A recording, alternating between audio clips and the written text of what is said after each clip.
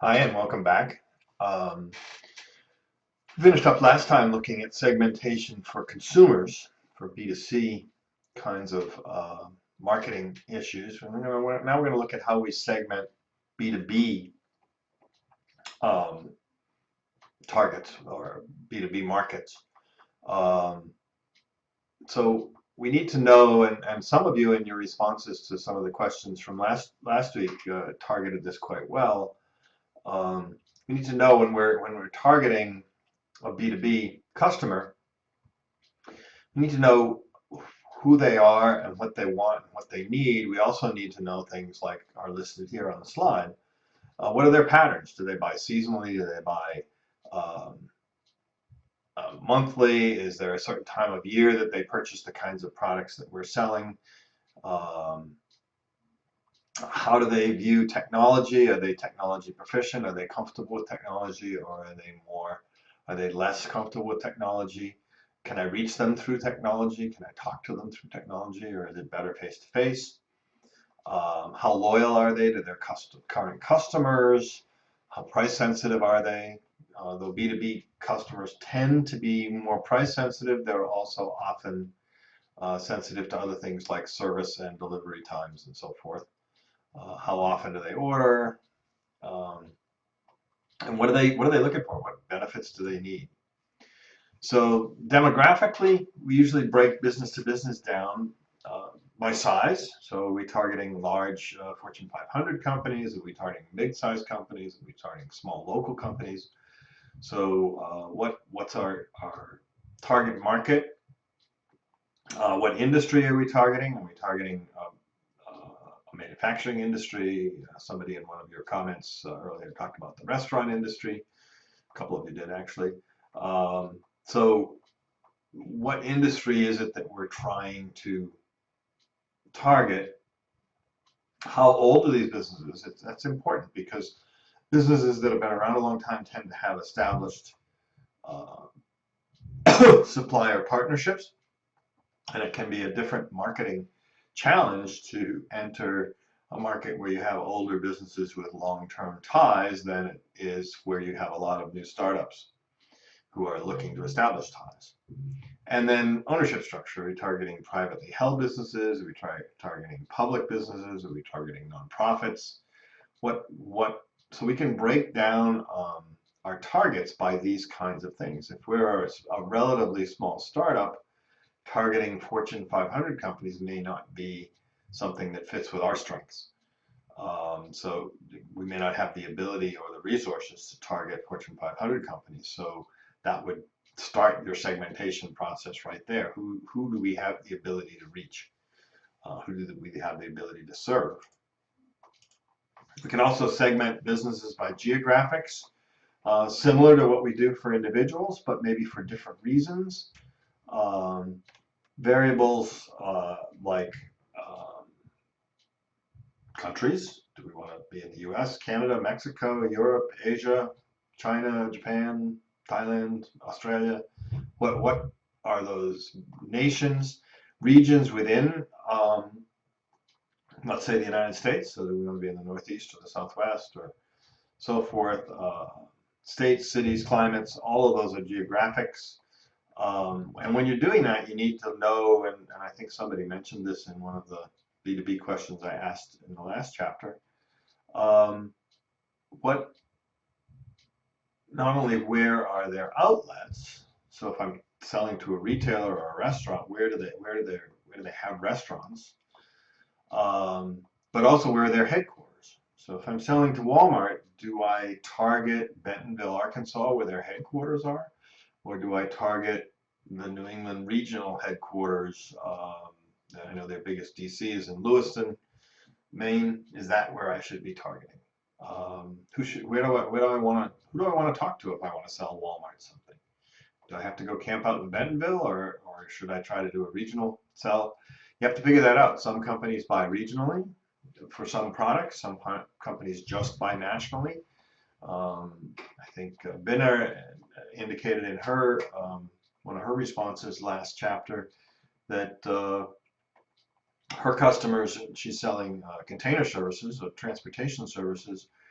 some of her customers buy regionally, and some of them buy their transportation services at a centralized international location, which might be far from where she is located. So they have to target where the purchasing decisions are made.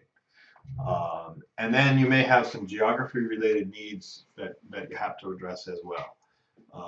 Where are how am I going to get my product to the consumer? Transportation needs, transportation costs, delivery service, all of those kinds of things. So when I look at B2B segment factors, first of all, I have to fit them with my resources and competencies, and the things I'm going to look at are in these 4 boxes basically, and this is a pretty good little chart. This comes from your textbook.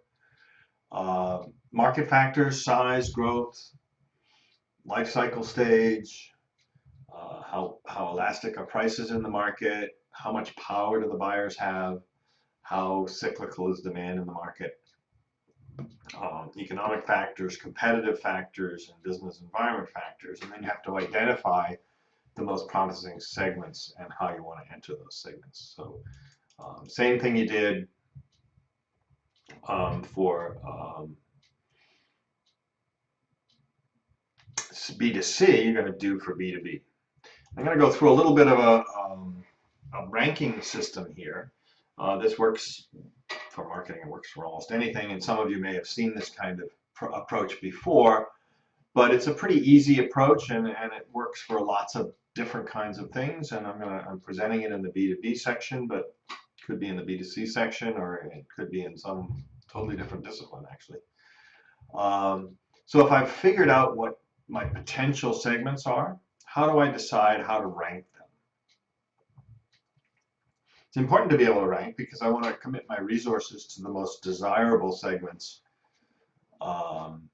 first anyway, until I succeed there, and then I may want to move on to other segments. So important for me to understand which segments are the most desirable, which have the most potential for me. And one way to do that is to create a composite score. So here I've got a little sample here. 5 is highly attractive and 1 is highly unattractive, and to a certain extent this is subjective. You've got 3 potential segments that you may want to enter here, A, B, and C, and you think that the most important things for your decision are that how fast the segment is growing, how competitive you are in the particular segment you're looking at, and how does it fit with your company resources. So segment A, kind of growing in the average level. You are very competitive there. You have superiority there in terms of competitiveness, but the fit with your resources is not particularly good. So maybe this is a local market. So you've got a competitive superiority because it's local to you, but it's not really what you're really good at. Your localness makes you competitive. So the overall score there is 10. B, fast growing market, highly attractive for its growth rate. You're pretty competitive here. And it fits in with your resources really well. So overall score 13. And then C, for least attractive because it's growing reasonably fast, but you're not competitive. And it's an average fit with your resources, so comes in at a lower score. Can you use this and use this as a decision maker? No, it'll help you make a decision. It starts to quantify things. Obviously, you're going to choose the categories at the top, and your scoring key is somewhat subjective as well, but it does give you a sense of where you're going. And you can do this for almost any decision process where you have a bunch of alternatives. You can certainly use this in the case you're working on. Here are the possibilities. Here are the things we could do. What are the key things that we're looking for, and how does each possible decision fit in with that? So, good thing to do.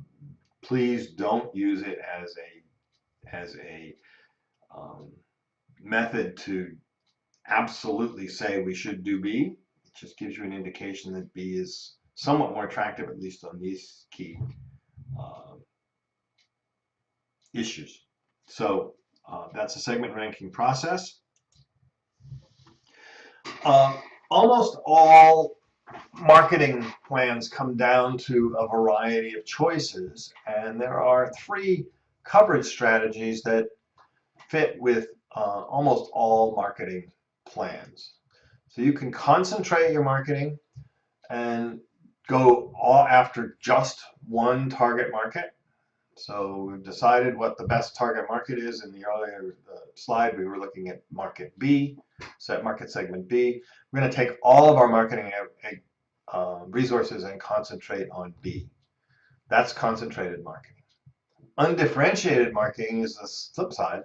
We're going to target all of them with the same marketing strategy. So we're going to have the same message for all markets, and we're going to target them all with the same strategy. Now, remember, I don't think I mentioned this at the top of this slide. This would apply both to B2B and B2C marketing. So undifferentiated, same message across the board. Concentrated marketing, only one target. So we're not trying to go across the board. So we have one message to one target. And then differentiated marketing, we have market A, B, and C. We're going to target all 3, but we're going to have a different message for each market. Super Bowl, you're listening to this just after the Super Bowl occurred, or maybe before. If you're a go-getter, you're out there looking at this before the Super Bowl. Think about the Super Bowl ads that you are going to see or have seen, and see if you can figure out what kind of a strategy they're using. Now, remember, the Super Bowl is probably the only mass market media available anywhere in the United States. It reaches a huge mass market. 100, I forget the numbers now, but half of the population watches the Super Bowl. There's no other media that gets that kind of coverage. Everything else is fragmented.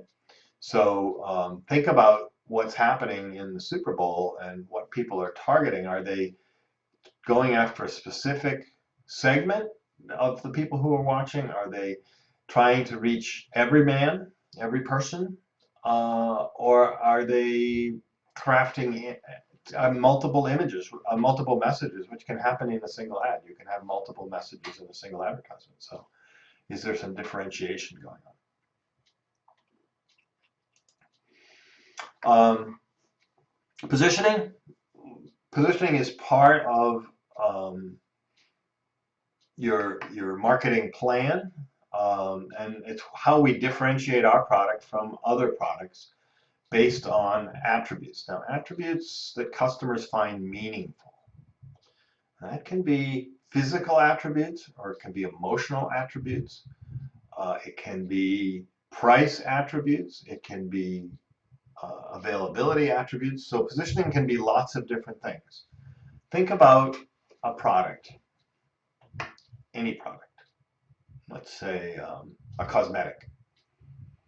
If I sell that cosmetic at Walmart, does that convey something about the cosmetic as opposed to selling it at, say, Macy's? Is there a difference? Does the consumer perceive a different position for that product if it's sold at Walmart than if it's sold at Macy's, assuming it's not sold in both places? Just think about that. No difference in the product. I choose to sell it at Walmart, I'm positioning it in one way. If I choose to sell it at Macy's, perhaps I'm positioning it differently. So just the distribution decision there is a positioning decision. Obviously, price is a positioning decision. If a product is more expensive than other products in its category, I'm positioning it as either a luxury product or a high-value product. If it's priced at less than other, I don't know what that was. Somebody dropped something upstairs, so that was a big bang. If I position it as a different kind of situation, so I position it as a low-priced product. Now I'm positioning it as a good value product. I'm positioning it as an inexpensive product. So the positioning is quite different. It's very important to evaluate your positioning and know what you're doing. A lot of companies, a lot of times people don't think about the positioning necessarily. You need to think about that because it conveys a lot about your product and about whether it matches the message in your strategy, your communication strategy. The positioning has to match the message that you're getting in the communication strategy. So differentiation that helps with positioning. Features, product features. Bigger engine in a car, smaller engine in a car, more fuel efficient, less fuel efficient. Lots of electronics, not a lot of electronics. All of those are product features. So what features are important to the target market that I'm pursuing? Service. Service before and after the sale, that kind of thing. Channel attributes. We just talked about the difference between Walmart and Macy's and how that differentiates my product. Pricing attributes, high price, low price. And there are a lot of other attributes. So you need to look at what you're doing, and then you need to look at where your competitors are positioned so that you fit yourself in to a potential segment that makes sense for your product and that has a possibility of being successful. So that wraps up chapter 4. There'll be a short set of questions after this, and then I'm going to do a little bit of current events, just a short info session on a recent article. So that'll follow up. That won't I'll probably put a couple of questions after that, and that will wrap up this week. Remember, you've got your case study due at the end of this week, so there's not quite as much lecture material, so you have more time to work on your case. Please do a thorough and professional job on the case study. Looking forward to reading those by the end of the week, and have a good one. Thanks.